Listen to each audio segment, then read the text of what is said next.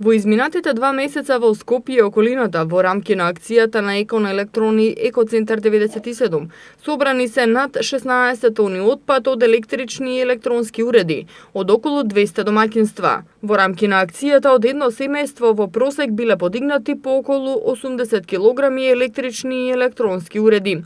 Организаторите апелираат за подигање на свеста за значењето уредите да бидат соодветно депонирани и подготвени за рециклирање.